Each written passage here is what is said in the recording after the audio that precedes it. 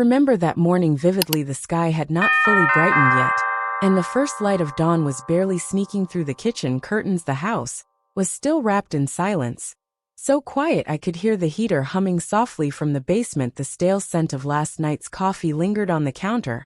I was feeding the cat when a knock sounded on the front door, not a gentle tap, but a heavy, urgent pounding, like someone was about to break the door down. "Who's there?" I called out, still holding the can of cat food. No response, just another round of knocking, harder this time. A chill ran down my spine. My mind instantly ran through the possibilities: a neighbor in trouble, the police, or something worse. I had lived alone for years in this quiet suburb, where the only unexpected events usually involved Mr. Ron's lawn mower breaking down. No one came to your house at 6 in the morning, unannounced, no one. I walked toward the door, still wearing my old pale blue robe. When I opened it, I froze. Standing there were 6 people, 5 men and 1 woman, all dressed in military uniforms, not the kind worn by the National Guard or some weekend reserve unit. These looked like the ones from television, from war movies, or secret operations. They stood in formation, eyes locked on me, weapons strapped across their bodies, as if they had just stepped out of a Pentagon briefing room. The woman stepped forward, holding a photograph in her gloved hand. She didn't introduce herself. She simply asked in a clipped tone, "Do you recognize this boy?" I looked down, my heart skipped a beat. It was the boy. The same boy I'd seen sitting alone every morning on that stone bench near the bakery, the boy I had brought breakfast to for 2 months straight. Thin brown hair, eyes too big for his face, and a rare shy smile that only appeared when I least expected it. A quiet kind of gratitude, the kind that made me feel for just a moment like I was doing something good in the world. I didn't know his name, he had never spoken one, just nodded, smiled faintly, and ate in silence. I never asked too many questions. There was something in his eyes that told me not to, as if asking too much might make him disappear. I stammered, "He's just a kid. I found him near the bakery." The woman cut me off, her voice cool and controlled. "We need to come inside immediately." Before I could object, they stepped in. Heavy boots thudded against my wooden floor. One went straight into the kitchen. 2 headed upstairs. Another opened my coat closet. They moved like they were sweeping a crime scene. The woman, who I guess was the commander, remained in front of me, still holding the photo. "How many times did you interact with the boy?" she asked. "Every morning. He never said his name. I just brought him food." "Do you know who he is?" I shook my head. "No, he didn't seem dangerous. He was just hungry." She stared at me for a moment, then pulled out a clear evidence bag. Inside was a napkin, the same napkin I had picked up absent-mindedly about 3 weeks ago. Scribbled on it were circles, arrows, odd symbols. I figured the boy had drawn them. I didn't understand any of it. I almost threw it out, but something told me to keep it. It felt like a piece of him. "What is this?" she asked. "I think he drew that. I don't know what it means." She handed the bag to a soldier, who immediately sealed it in a larger pouch. "That boy," she said slowly, "is not an ordinary child. He's been a subject of interest for over 3 years. You've unknowingly helped him stay hidden." I could hardly believe what I was hearing. I backed up a step, gripping the back of the dining chair for support. "No, that can't be. He's just a child." "No," she repeated, "he is not just anything. He carries information that multiple governments would kill to possess." A lump formed in my throat. My mind spun. I thought of every morning, the sandwiches, the warm milk, the extra donut on Fridays. I remembered the day he came soaking wet from the rain, and I invited him into the kitchen. I gave him my son's old hoodie. He just sat there silently watching me cook eggs, like it was the safest thing in the world. And I remembered his eyes. Deep down there had always been something watchful in them, wounded, familiar, like what I used to see in veterans who visited the diner I worked at years ago, eyes that had seen too much. "Where is he?" I whispered. She didn't answer. She gestured for her team to retreat. They packed quickly, the napkin, a scarf, even the hoodie I gave him. Before she left, she turned to me one last time. "You were the last person who made him feel safe. I thought you should know that." And then they were gone. I stood at the doorway, frozen. Morning had broken without me noticing. Sunlight now spilled into the kitchen, landing exactly on the chair he once sat in. My chest felt hollow, full of questions with no answers. "Who are you, child? And what kind of life did you have to escape from?" The first time I saw the boy, it was a Tuesday morning, late September, the kind of morning where the air is crisp enough to sting your nose, and the sky is washed in a sleepy blue. I was walking to the bakery, like I always did, a little routine I clung to after my husband passed.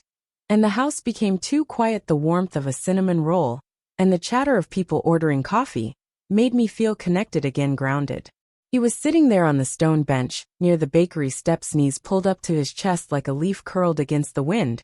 He looked so still at first I thought he was a statue, or some forgotten sculpture. His clothes were too thin for the weather, a gray hoodie with holes in the sleeves and pants that looked a size too small. I remember thinking, maybe he was waiting for someone, but no one came, and he did not move.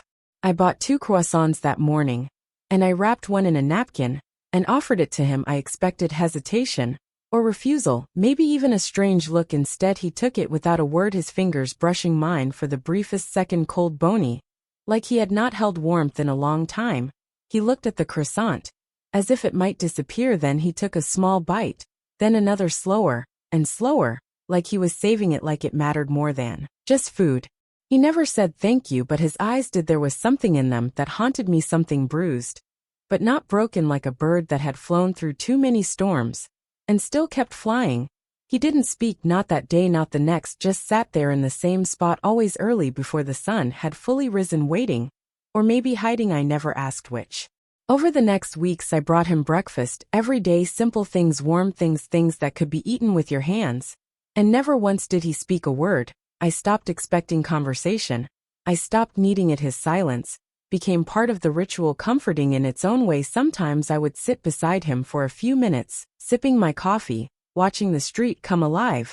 He never looked at me directly, but I knew he was listening, always listening. I noticed things, small things, like how he flinched when a car door slammed, or how he turned his head slightly away when a man walked by in uniform. Once I dropped a spoon by accident, and he jumped so violently I almost cried. I asked if he was okay, but he didn't respond, just clutched his knees tighter and kept staring at the ground. That day I left him an apple and a thermos of hot cocoa. I wrapped it in an old kitchen towel and hoped he would take it. He did. And when I walked away, I swear I heard a whisper, not a word, exactly, more like the sound of wind moving through dry leaves, a breath that said something without saying anything, and I felt it deep in my chest. There were days he didn't show up, and I would worry, pacing near the bakery, peering down alleys, wondering if something had happened. But then he would be back like nothing had changed, sitting in that same position, same hoodie, same silence. I never saw him eat with anyone else, never saw him speak to anyone else. He was mine in a strange, quiet way, and I was his, though we never named it. One morning in October, when the leaves were turning copper and gold, I brought him a small notebook and a pencil. I thought maybe he could draw or write, or tell me something without speaking. He looked at the notebook, like it was made of glass, took it slowly, and tucked it inside his hoodie without opening it.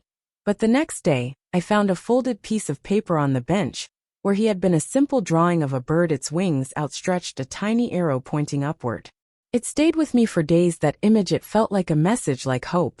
Looking back now, I think that was the first time I realized he was trying to tell me something, not with words, but with everything else, his eyes, his hands, the way he ate, the way he vanished, without a sound. He was not just hiding, he was surviving, and I had stepped into that survival without knowing the cost. And maybe I should have asked more, should have called someone, should have done what a responsible adult would do. But instead I brought him more food, warmer clothes. I left a pair of gloves when the air turned colder.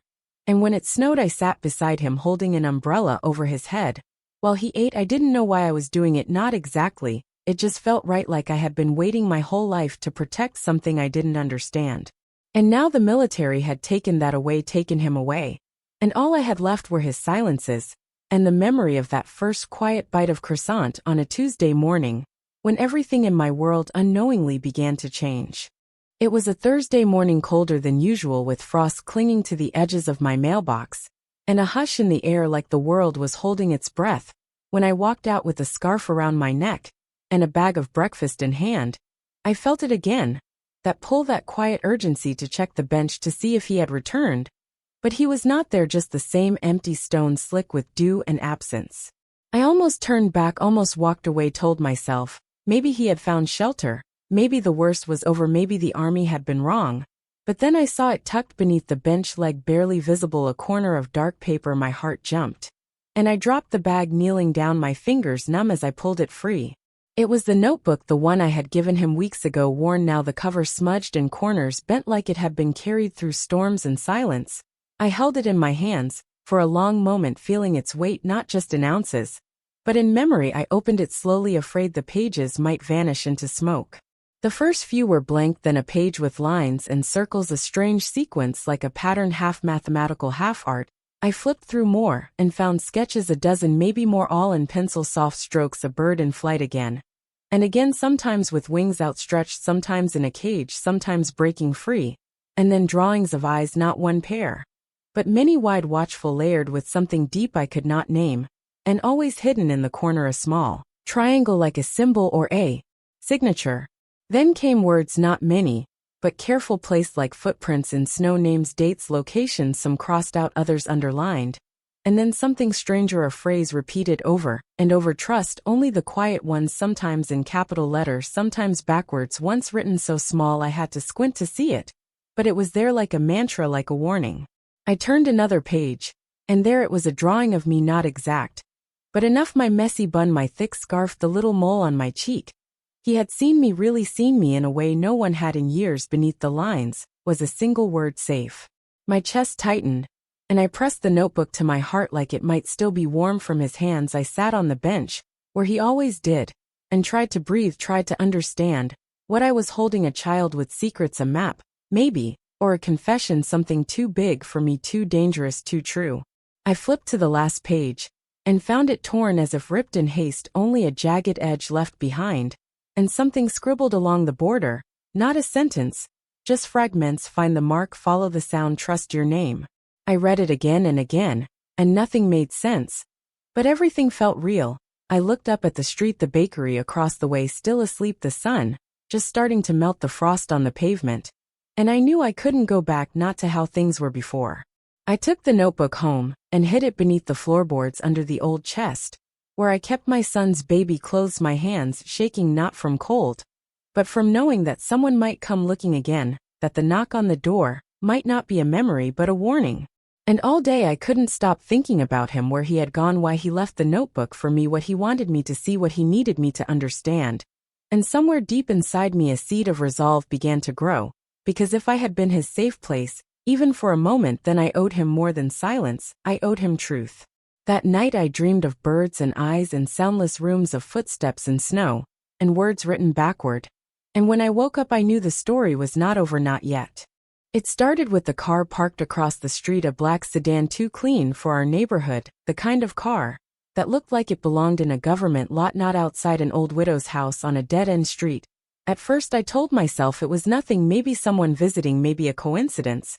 But then it came back again the next day, and the day after that, different license plates, same shape, same glare on the windshield, like eyes behind the glass waiting.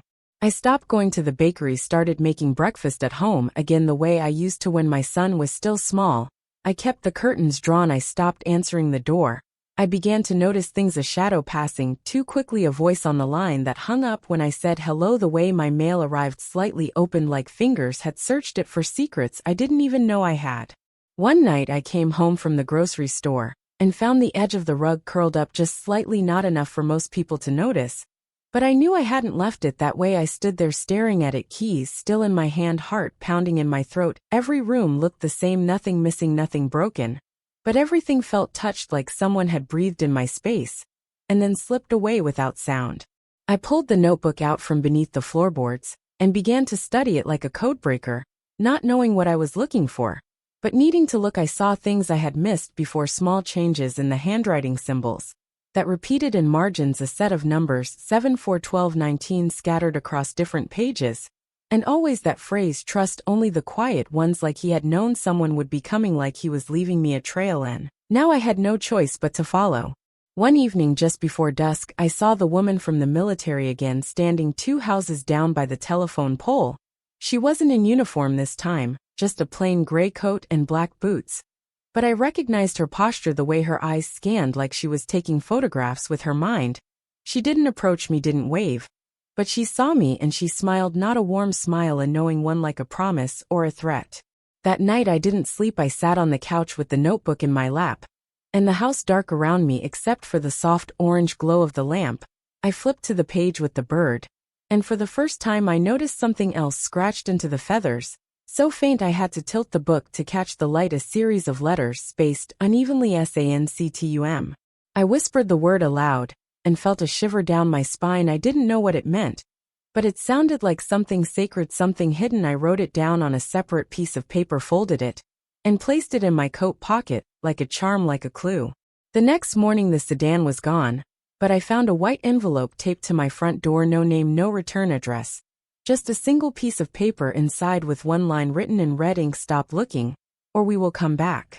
I burned the note in the sink, watched the paper curl and blacken into ash, my hands trembling, not from fear, but from something else, something sharper, a quiet fury. Because they thought they could scare me, they thought they could erase him like he was a mistake, or a threat, like he didn't matter. But he did matter, and now I knew they were watching, because he had left something behind, something they didn't want me to see, something they feared. And that meant I had to keep going, not just for him, but for myself, because I was already part of it, whether I wanted to be or not. And I realized then I was not afraid, not anymore. I was awake, and that was more dangerous than anything they could have expected. I waited 3 days before doing anything, afraid that one wrong step might bring them back, afraid that if I moved too quickly I would lose whatever chance I had to understand what he had left me. But on the morning of the 4th day, I put the notebook into my bag, zipped up my coat, and walked out of the house with the word sanctum whispering through my mind like a riddle I was never meant to solve. The bakery was quiet that day, fewer people than usual, and I sat in the corner with a black coffee untouched, watching the street through the window, waiting for something, a sign, anything. Then I opened the notebook again, flipping through the pages one by one, and looking for anything I might have missed. And that was when I saw it in the corner of a sketch of a bird behind bars. There was a small symbol, a triangle with a dot in the center, and beside it the words "under the arches" in tiny shaky print. I left the bakery and walked without thinking, letting my feet follow some instinct. I didn't understand arches. There was only one place in town that came to mind, the old train station, half abandoned. Since the new one opened 5 years ago, the stone archways still stood, though crumbling and covered in ivy, a forgotten place where no one ever looked. I got there just before noon, the wind sharp against my skin, and the silence of the place pressing in like a secret. I walked beneath the first archway and stopped, running my fingers along the cold surface of the stone. And then I saw it, the same triangle with the dot carved faintly into the base, almost invisible unless you were looking for it. I knelt down and touched it, and felt something shift beneath my hand, a small metal flap hidden in the stone, and inside it a key taped to a folded piece of paper. The paper was old, water stained, but the writing was clear: "Go to the library basement, locker 19. Keep your head down, trust only what you feel." I stood there for a long time, holding the key in my hand, wondering if he had done all this alone, if a boy with no voice and frightened eyes had created this trail for me, or if someone else had helped him, someone who had seen what I saw and decided to fight back in quiet ways. The library was on the other side of town, a long walk, but I didn't want to take a car, didn't want to risk being followed. So I walked for hours, coat pulled tight, hands in my pockets, eyes watching every shadow, until I reached the tall red brick building that smelled of paper and old wood and dust. The basement was mostly used for archives, things no one read anymore, boxes stacked high, and the air heavy with forgotten stories. I found locker 19 in the back row, dented and rusted, and the key fit perfectly inside. Was another notebook, smaller, leather bound, and a flash drive taped to the cover with a single word written in all caps: "Run." I didn't open the notebook, not there. I felt eyes on my back, even in that stillness, and I left the library as fast as I could. The weight of that second notebook in my bag felt heavier than the first, as if it carried not just secrets, but danger. And by the time I got home, I was shaking again, not from fear this time, but from purpose. This was not random, this was not a lost boy, this was a message, a plan, and I was part of it now, not by accident but by design. And somehow I knew this was only the beginning. I waited until nightfall before I opened the notebook and the flash drive. Something told me not to rush, that whatever was inside needed to be heard in silence, with the lights off and the curtains drawn. So I sat in my bedroom floor, cross-legged, with my old laptop humming beside me, and the only light coming from the hallway under the door like a thin ribbon of hesitation. I plugged in the flash drive and waited. A single file blinked onto the screen. No name, no extension, just a string of numbers that meant nothing to me. And when I clicked it, the screen went black for a moment, Then a voice began to play soft, uncertain young. "If you are hearing this, I am probably gone," the boy said, and my breath caught in my throat, because it was his voice. I had never heard it before, not in real life. But I knew it instantly, the same way you know a melody after only a few notes. He sounded scared but calm, like someone who had accepted the storm already, and was trying to leave a map for someone else to survive it. He spoke in short bursts, and the recording was rough, sometimes crackling, sometimes skipping like it had been transferred too many times. "My name is not important," he said. "What matters is that I saw something I was not supposed to see, and now they want me silent." He went on to explain pieces, fragments of a story too dangerous to tell out loud. He had been part of something, an experiment or a program. He didn't know what they called it, just that it involved listening, watching, testing children taken off the grid, trained in ways no one would believe. Some broke, some vanished, some like him escaped. I wrote everything down, the names, the locations, the words he used. Some I didn't recognize, but others chilled me to my core. Project Sound, Nest Protocol, Echo Chamber, Sanctuary Fields, all of it sounded more like fiction than truth. But his voice never wavered, and I knew deep inside this was not a lie.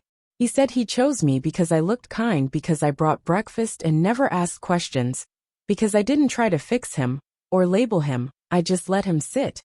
And that was the first safe place he had known in years.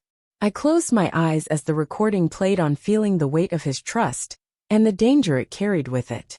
The voice paused for a long time near the end, and then came back softer, almost like a whisper. "If they find you, they will erase everything, not just me, not just you, but every trace of this.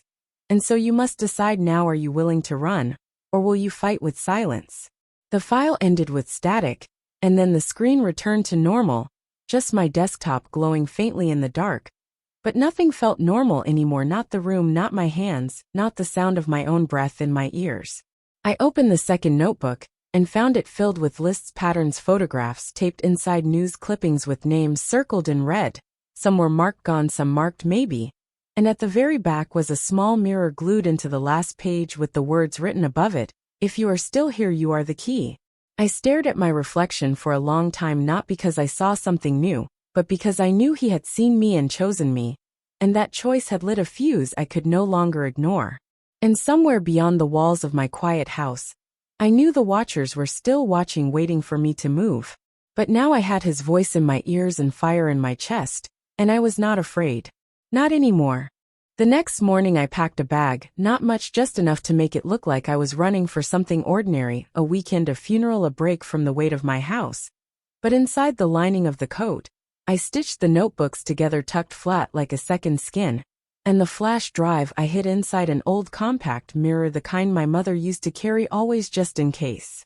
I left before sunrise. The street, still damp with mist and silence, followed me like a shadow. I did not look back. I did not lock the door. There was nothing behind me worth saving anymore, only questions and quiet threats, and the chill of someone else breathing in my space. The bus station was nearly empty, a man asleep on a bench, a woman arguing softly with no one, the way some people do when they have lived too long with ghosts. I bought a ticket to the furthest stop. The name didn't matter. What mattered was the space, the distance, the silence between me and whatever was coming. On the bus I read the pages again, tracing the triangle with the dot over and over like it was a map, a key, a prayer. And then I saw something I had missed before on a page folded twice at the bottom of the second notebook, a list of coordinates, and a date 3 weeks from now, and the word sanctuary written sideways in the margin. I memorized them before tearing the page into pieces and letting them fall out the window one by one like breadcrumbs in reverse, not to find my way back, but to make sure no one else followed.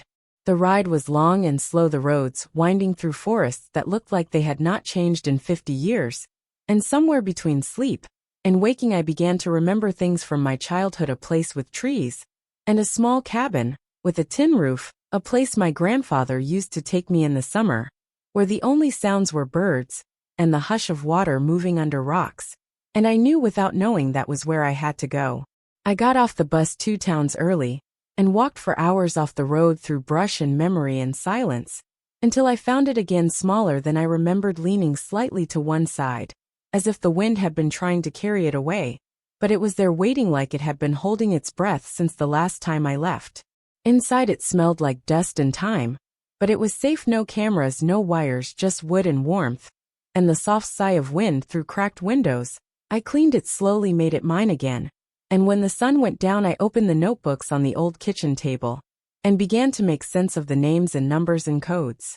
For the first time, the pieces began to form a shape like the edge of something dark and wide and cruel, a machine that ran on silence and shadows and missing children. And the worst part was how normal it all looked on paper, how official, how clean. But I had his voice, and I had the mirror, and I had the fire that started when they told me to stop looking, and I knew I would not stop, not now, not ever. I spent the next few days preparing, not because I knew what was coming, but because I knew something was. And when I went into town for supplies, I used a name that was not mine, and wore sunglasses, even though the sky was gray. And every time someone looked at me for too long, I smiled like I had nothing to hide. But the truth was, I was building something in that cabin, not a wall, not a trap, not even a weapon, but a place, a pulse, a signal. And when the day on the page arrived, I would be ready, not for them, but for the others, the ones like him, the ones who had run too, and were still waiting for someone to say, I see you, I hear you, you are not forgotten. And when that day comes, I will open the door and speak his name for the first time, not as a ghost, but as a beginning. Don't forget to like the video, share your thoughts in the comments, and subscribe to stay updated with our latest content.